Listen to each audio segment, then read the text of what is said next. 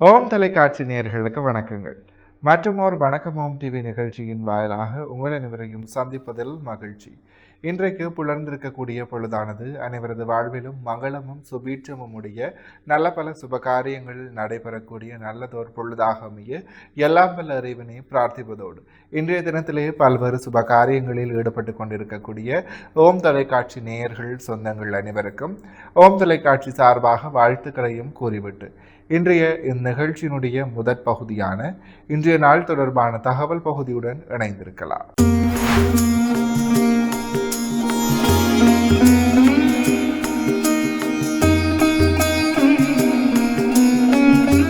இணைந்திருக்கின்றோம் இன்றைய நாள் தொடர்பான தகவல் பகுதியுடன். அந்த வகையிலே இன்றைய நாளானது பங்குனி மாதம் செவ்வாய்க்கிழமை 10/3/2026 தமிழுக்கு விசுவாவசு வருடம் மாசி மாதம் 26ஆம் நாள்.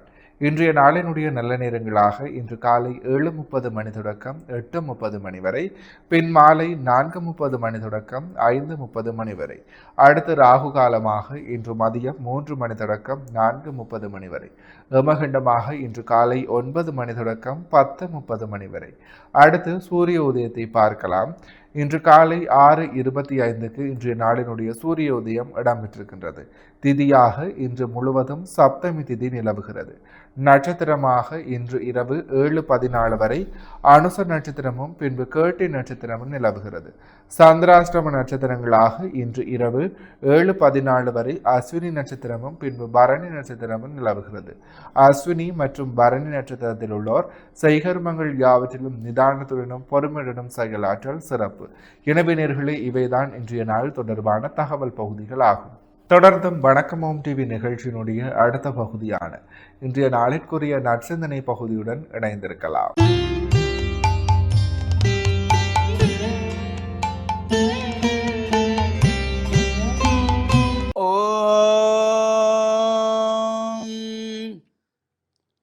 தனம் தரும் கல்வி தரும் ஒரு நாளும் தளர்வறியா மனம் தரும் தெய்வ வடிவும் தரும் நெஞ்சில் பஞ்சமில்லா இனம் தரும் நல்லன எல்லாம் தரும் அன்பர் என்பவர்க்கே கனம் தரும் பூங்குழலாள் அபிராமி கடை கண்களே. ஓம் நமச்சிவாய. மேன்மைகள் சைவ நீதி விளங்குக உலகமெல்லாம். நோயற்ற வாழ்வே குறைவற்ற செல்வம். அந்த நோய் நொடிகள் இல்லாத வாழ்வை இந்த உலக மக்கள் எல்லோரும் வாழ வேண்டும் என்று கலியுகத்தின் காந்தமலை ஜோதியாகிய சபரிமலை சுவாமி ஐயப்பனுடைய திருவடிகளை சிறந்தாழ்த்தி டான் தமிழொலி ஓம் தொலைக்காட்சி நேயர்கள் அனைவருக்கும் சர்வதேச இந்து மத குறிப்பீடம் அகில இலங்கை சபரிமலை ஸ்ரீ சாஸ்தா பீடத்தின் சார்பில் இனிய வணக்கங்களும் நல்லாசிகளும். இன்றும் மங்களகரமான விஸ்வாவசு வருஷம் மாசி மாதம் 26ஆம் நாள் 10/3/2026 செவ்வாய்க்கிழமை. இன்று மலர்ந்திருக்கின்ற இன்றைய பொழுதும் நம் எல்லோருடைய வாழ்விலும் எல்லா விதமான சிறப்புகள், வெற்றிகள், செல்வங்கள், நாம் தொடங்குகின்ற காரியங்கள் நிறைவேற வேண்டும் என்று இறைவனை பிரார்த்தனை செய்து அந்த இறையருளும் குருவருளும் பூர்ணமாக கிடைப்பதோடு பெற்றோர்கள், பெரியோர்கள், குருவானவர்கள், ஆசிரியர்களுடைய அன்பையும் ஆசியையும் பெறுகின்ற பொழுது எந்த நாளுமே நமக்கு நல்ல நாளாக அமையக்கூடியது. இன்று மங்களவாரம் என்கின்ற செவ்வாய்க்கிழமை. பொதுவாக இந்த செவ்வாய்க்கிழமைகளிலே சுபகாரியங்களை தவிர்த்து கொள்ளுவார்கள். இந்த சுபகாரியங்களை தவிர்த்து இறை வழிபாடுகள், அம்பாள் ஆலயங்களிலே இந்த செவ்வாய்க்கிழமைகளிலே ராகு கால நேரத்திலே துர்கா பூஜை வழிபாடுகள், இந்த எலுமிச்சம்பழத்திலே 2 கூறுகளாக நறுக்கி கிண்ணம் போல செய்து நெய் விட்டு திரி போட்டு விளக்கி ஏற்றி குங்கும அர்ச்சனை வழிபாடுகள் இவையெல்லாம் சிறப்பாக நடைபெறக்கூடியது. இந்த பலவிதமான தோஷங்கள் நீங்குகின்ற வகையிலே இவ்வாறு இந்த ஜாதக ரீதியாக செவ்வாய் தோஷம், நாகதோஷம், புத்திர தோஷம், காலசர்ப்ப தோஷம் என்று இந்த சோதிடர்கள் ஜாதகத்தை பார்த்து சொல்லுவார்கள். லக்னத்திலே செவ்வாய், 2ஆம் இடத்திலே செவ்வாய், 7ஆம் இடத்திலே செவ்வாய், 12ஆம் இடத்திலே செவ்வாய், 8ஆம் இடத்திலே செவ்வாய், இப்போ என்று ஒவ்வொரு ஜாதகத்தையும் பார்த்து குறிக்கப்படுகின்ற பொழுது இந்த தோஷங்களெல்லாம் நீக்குவதற்கு ஒவ்வொரு செவ்வாய்க்கிழமைகளிலும் நாம் இந்த ராகுகால நேரத்திலே அம்பாளை வேண்டி வழிபாடு செய்து ராகுகால துர்கா பூஜை எலுமிச்சம்பழத்திலே விளக்கேற்றி பிரார்த்தனைகள் செய்து குங்கும அர்ச்சனை வழிபாடு செய்தால் எல்லா விதமான சிறப்புகளும் நன்மைகளும் கிடைக்கக்கூடியது. அவ்வாறு அந்த பூஜை வழிபாட்டுக்கு நாம் செல்லுகின்ற பொழுது ஆசார சீரராக செல்ல வேண்டும். தோய்த்துளைந்த ஆடை அணிந்து செல்ல வேண்டும். ஆண்கள் வெள்ளை வேட்டி சால்வை அணிந்து செல்ல வேண்டும். பெண்கள் தாய்மார்கள் பட்டு சேலை அணிந்து செல்ல வேண்டும். இளம்பயது பிள்ளைகள் பட்டுப்பாவாடை தாவணி அணிந்து தலைவாரி பூச்சூடி அங்கே ஆள்பாதி ஆடை பாதி என்கின்ற வகையிலே எங்களுடைய கலாச்சாரத்தை, எங்களுடைய பண்பாட்டை, கலாச்சார உடைகளை இந்த ஆலய வழிபாடுகளிலாவது நாம் நிலைநிறுத்தி கொள்ள வேண்டும்.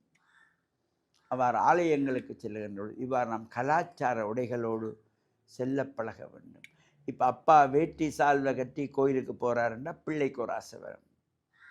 அப்பா கோயிலுக்கு போகிறாருன்னா வேட்டி சால்வை, அப்பா எனக்கும் வேட்டி சால்வை தாங்க அல்லது வாங்கித்தாங்க என்று அந்த பிள்ளைகளுக்கு ஒரு ஆசை வரும். இது அப்பா சாரங்கட்டி கொண்டே கோயிலுக்கு போகிறாரு, அப்பா கட்டக்களி சான் போட்டுட்டு கோயிலுக்கு போகிறார், அப்பா லாங்ஸோடைய கோயிலுக்கு போகிறாரு என்றால் பிள்ளைக்கு அதை பற்றி தெரியாமல் போயிடும். அந்த பிள்ளையும் அப்படியே போய்விடும். எனவே அந்த அடுத்த சந்ததிகளை வழிநடத்த வேண்டியவர்கள் பெற்றோர்களாகிய நீங்கள். முதலில் நாம் நமது கலாச்சார உடைகளோடு ஆலய வழிபாட்டுக்கு செல்ல வேண்டும். அப்பொழுதுதான் அதை பார்த்து பிள்ளைகள், நாம் பெரியவர்களுக்கு மரியாதை கொடுத்தால் தான் பிள்ளைகள் நமக்கு மரியாதை கொடுத்தார்கள்.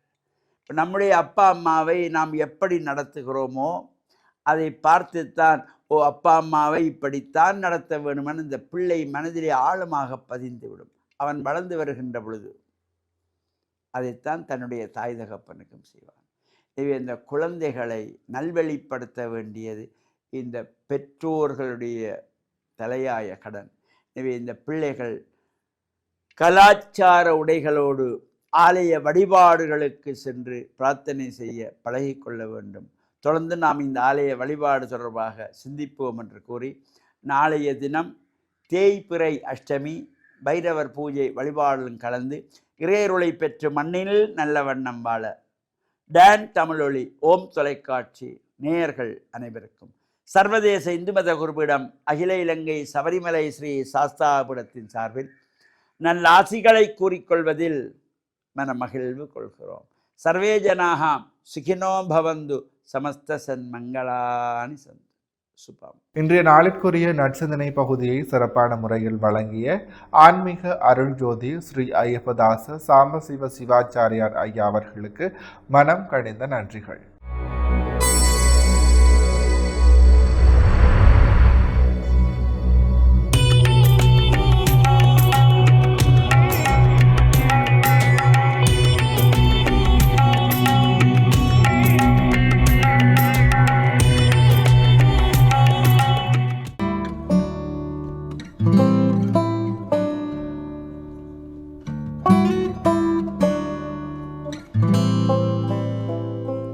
ஓம் தொலைக்காட்சியினருக்கு நீ காலை வணக்கம். இன்றைய நாள் 10/3/2026. மேடராசி அஸ்வினி பரணி கார்த்திகை ஒன்று கொண்டவங்களுக்கு இன்றைய நாளிலே அனுகூலம் உண்டு, நன்மைகள் உண்டு, தொழில் முன்னேற்றம் உண்டு, மனமகிழ்வு உண்டு. இடபராசி கார்த்திகை 2, 3, 4 ரோகிணி மிருகத்திடம் 1, 2 கொண்டவங்களுக்கு இன்றைய நாளிலே சிறப்பு மேன்மையும் அமையும், தொழில் முன்னேற்றம் உண்டு, பணவரவு உண்டு, குலதெய்வ அனுகூலங்கள் நிறைவாக இருக்கும். மிதுனராசி மிருகத்திடம் 3, 4 திருவாதிரை புனர்பூசம் 1, 2, 3 கொண்டவங்களுக்கு இன்றைய நாள் வெற்றியும் மேன்மையும் தரும். தொழில் முன்னேற்றம் உண்டு. பணவரவு திருப்திகரமாக இருக்கும். கடகராசி புனர்பூசம் 4, பூசம் ஆயில்யம் கொண்டவங்களுக்கு இன்றைய நாள் சிறப்பும் நன்மையும் தரும். எதிர்பார்க்கின்ற வெற்றிகளிலே நல்ல அனுகூலங்கள் கிடைக்கும். சிம்மராசி மகம் பூரம் உத்தரம் 1 கொண்டவங்களுக்கு இன்றைய நாளில் சற்று சிரமங்கள் இருக்கும், தடைகள் இருக்கும், காரியங்களில் இழுபறைகள் இருக்கும், நிதானம் தேவை. கன்னிராசி உத்தரம் 2, 3, 4, அத்தம் சித்திரை 1, 2 கொண்டவங்களுக்கு இன்றைய நாளிலே சற்று சிரமங்கள் இருக்கும், காரிய தடைகள் இருக்கும். எடுக்கின்ற முயற்சிகளை பொறுமையோடும் நிதானத்தோடும் செயல்பட வேண்டும். துலாம் ராசி சித்திரை 3, 4, சுவாரி விசாகம் 1, 2, 3 கொண்டவங்களுக்கு இன்றைய நாளிலே மேன்மையும் வெற்றியும் உண்டு. தொழில் முன்னேற்றம் உண்டு. பணவரவு திருப்திகரமாக இருக்கும். விருச்சிக ராசி விசாகம் 4, அனுசம் கேட்டை கொண்டவங்களுக்கு இன்றைய நாள் சற்று சிரமங்களை கொடுக்கும், தடைகளை கொடுக்கும். தொழில் சார்ந்த பிரச்சனைகள் இருக்கும். நிதானத்தோடு செயல்பட வேண்டும். தனுசு ராசி மூலம் பூராடம் உத்திராடம் 1 கொண்டவங்களுக்கு இன்றைய நாளிலே அனுகூலம் உண்டு, நன்மைகள் உண்டு, தொழில் முன்னேற்றம் உண்டு. பணவரவு திருப்திகரமாக இருக்கும். மகர ராசி உத்திராடம் 2, 3, 4, திருவோணம் அபிட்டம் 1, 2 கொண்டவங்களுக்கு இன்றைய நாளிலே வெற்றியும் மேன்மையும் உண்டு. தொழில் முன்னேற்றம் உண்டு. பணவரவு திருப்திகரமாக இருக்கும். கும்பராசி அபிட்டம் 3, 4, சதயம் புரட்டாதி 1, 2, 3 கொண்டவங்களுக்கு இன்றைய நாளில் சிரமங்கள் இருக்கும், தடைகள் இருக்கும். முயற்சிகளிலே நிதானத்தோடு செயல்பட வேண்டும். மீனராசி புரட்டாதி 4, உத்திரட்டாதி ரேவதி கொண்டவங்களுக்கு இன்றைய நாளில் சற்று அலைச்சல் நிலைகள் இருக்கும், தடைகள் இருக்கும், காரியங்களில் இழுபறைகள் இருக்கும். அதற்கேற்ப நிதானத்தோடு செயல்பட வேண்டும்.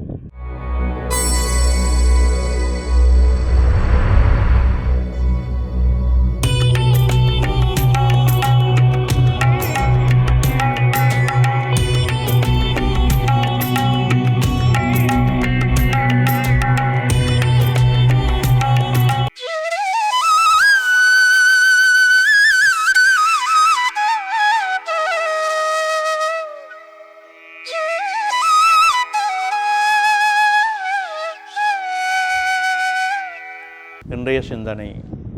பொதுவாகவே கொடை என்பது நமது மனதிலிருந்து ஆழமாக பதிய வேண்டிய ஒரு விடயம்.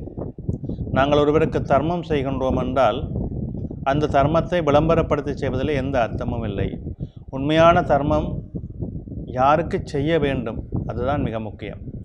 நாங்கள் பெருமைக்காகவும் புகழுக்காகவும் மற்றவர்கள் எங்களை போற்ற வேண்டும் என்பதற்காகவும் தர்மம் செய்வதிலே எந்த அர்த்தமும் இல்லை. தர்மம் எப்படி செய்ய வேண்டும் என்று தர்மசாஸ்திரங்கள் சொல்லுகின்றன. உண்மையான ஒரு ஏழைக்கு, உண்மையாக ஒரு வேளை உணவுக்கு கூட கஷ்டப்படுகின்றவனுக்கு அவனுக்குரிய தர்மம் எப்படி இருக்க வேண்டும்? நாங்கள் செய்கின்ற தர்மம் அன்றாடம் ஒரு நாள் மட்டும் அவனுடைய வாழ்வை அது திருப்திப்படுத்தக்கூடியதாக இருக்கக்கூடாது. எங்களால் முடிந்த அளவுக்கு அவனுக்கு அந்த ஏழ்மையை போக்கக்கூடிய அளவுக்கு அந்த தர்மத்தை நாங்கள் படிப்படியாக செய்ய வேண்டும். தினம் ஒருவருக்கு தர்மம் செய்வதை விட ஒருவரை பார்த்து அந்த நபருடைய கஷ்டம் தீர்வதற்கு நமது குடும்பங்கள் சார்பாக எல்லோரும் சேர்ந்து ஒரு குடும்பத்தை வாழ வைப்பது என்பது உயர்ந்த தர்மம். அதே போன்று ஏழ்மையிலே இருக்கின்ற அன்றாடம் ஏழ்மையிலே இருக்கின்றவர்களுக்கெல்லாம் உணவு கொடுப்பது, அவர்களுக்கு உணவு கொடுக்கக்கூடிய வழிவகைகளை இன்னொருவர் மூலமாக செய்து விடுவது, நமக்கு முடியாவிட்டாலும் நமக்கு தெரிந்தவர்கள் வசதி உள்ளவர்கள் மூலமாக இதை செய்யுங்கள் என்று சொல்லிவிடுவது, இது கூட தர்மம்தான். நாங்கள் தான் கொடுத்து ஒருவரை வாழ வைக்க வேண்டும் என்பதல்ல. தர்மத்தை நாங்கள் எப்படியும் செய்யலாம். ஒருவருக்கு சொல்லி இவருக்கு இப்படி செய்யப்பா கஷ்டப்படுகிறார் என்று சொல்லி வழிகாட்டி விடுவதும் தர்மம்தான். எனவே தர்மம் என்பது ஆழமாக மனதிலிருந்து வர வேண்டும். அந்த சிந்தனை ஒருவர் நன்றாக இருந்தால் அது திருப்தி தரக்கூடியதாக இருக்க வேண்டும். எங்களுடைய பார்வைக்கு அவர் இருந்த இறக்கி இப்பொழுது நன்றாக இருக்கிறார் என்றால் அது எங்களுக்கு போதுமான ஒரு சந்தோஷத்தை கொடுக்கும். அதுதான் தர்மம். நாங்கள் உண்மையாக கஷ்டப்படுபவர்களை கண்டு அவர்களுக்கு உரிய வசதிகளை செய்து கொடுப்பதற்கு இன்னும் 2 பேரை தூண்டுதல் கொடுத்து அந்த தர்மத்தை செய்யுங்கள். உங்களிடம் வசதி இருந்தால் யாருக்கும் நீங்கள் தூண்டுதல் கொடுக்க தேவையில்லை, நீங்களே அந்த தர்மத்தை செய்யலாம். அதுதான் தர்மம். நாங்கள் ஒருவரை வாழ வைக்க வேண்டும், ஒருவருடைய வறுமையை போக்க வேண்டும், ஒருவருடைய உணவு கஷ்டத்தை நீக்க வேண்டும், ஒருவருடைய அன்றாட வாழ்வியலுக்கு தேவையான அவருடைய வாழ்வியல் கடமைகளுக்கு அன்றாட வாழ்வியலின் வரையறைக்குள் உட்பட்ட அவருடைய வாழ்க்கை நகர்ந்து செல்வதற்குரிய தர்மங்கள் நிறைவானது, மேன்மையானது, உண்மையானது. எனவே அதை மனதிலே கொண்டு தர்மங்களை செய்யுங்கள். இன்றைய சூழலிலே பல அன்பர்கள் வெளிநாடுகளிலே வாழுகின்றார்கள். அந்த வாழ்வியலை கொண்டவர்கள், வசதியை கொண்டவர்கள் வெளிநாட்டிலே வாழ்கிறோம் என்று சொல்லிவிட்டால் அவர்கள் மட்டும் ஏதோ ஓஹோன்று அங்கே வாழ்வதில்லை. அவர்களும் மிக கஷ்டப்பட்டு தான் உழைக்கின்றார்கள். எனவே அவர்களுடைய பெறுமதியான அந்த பணங்கள் இங்கே ஏழ்மையானவருக்கு வருகின்ற பொழுது அது அவருக்கு திருப்திகரமாக அமைகின்றது. எனவே நாங்கள் வெளிநாட்டில் உள்ளவர்களை பார்த்து அவர்கள் ஓஹோன்று இருக்கிறார்கள் நினைப்பதும் தவறு. அவர்களும் கஷ்டப்படுகின்றார்கள். எனவே தர்மத்தை பார்த்து தெரிந்து நிதானமாக செய்தால் அந்த தர்மம் உம்மையும் வாழ வைத்து அவர்களையும் வாழ வைத்து மற்றவர்களுக்கும் முன்னுதாரணமாக இருக்கும். நன்றி.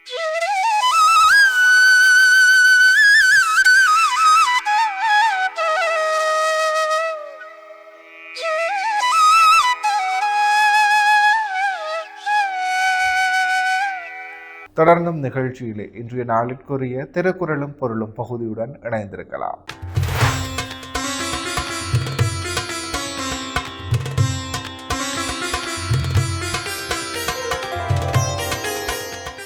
இணைந்து கொண்டிருக்கின்றோம் வணக்கம் ஓம் டிவியின் திருக்குறளும் பொருளும் பகுதியுடன். அந்த வகையில் இன்றைய நாளிற்குரிய குறளாக மனைத்தக்க மாண்புடைகள் ஆகுதற்கொண்டான் வளத்தக்காள் வாழ்க்கை துணை. இக்குறளினுடைய பொருளாக எல் வாழ்க்கைக்கு ஏற்ற நட்பண்பு உடையவளாகி தன் கணவனுடைய பொருள் வளத்துக்கு தக்க வாழ்க்கை நடத்துகின்றவளே வாழ்க்கை துணையாவாள். இக்குறளையும் பொருளையும் மீண்டும் ஒருமுறை பார்க்கலாம். மனைக்கு தக்க மாண்புடைகள் ஆகிதற்கொண்டாள் வளத்தக்காள் வாழ்க்கை துணை. இக்குறளினுடைய பொருளாக எல் வாழ்க்கைக்கு ஏற்ற நட்பண்பு உடையவளாகி தன் கணவனுடைய பொருள் வளத்துக்கு தக்க வாழ்க்கை நடத்துகின்றவளே வாழ்க்கை துணை ஆவாள். எனவே நேர்களே, இவைதான் இன்றைய நாளிற்குரிய திருக்குறளும் பொருளும் பகுதியாகும். இன்றைய நாளிற்குரிய அனைத்து வணக்கம் ஓம் டிவி பகுதிகளும் நிறைவேறியது. மற்றும் ஒரு வணக்கம் ஓம் டிவி நிகழ்ச்சியின் வாயிலாக உங்கள் அனைவரையும் சந்திக்கும் வரையில் உங்களிடத்திலிருந்து விடைபெற்று செல்கிறேன். நன்றி, வணக்கம்.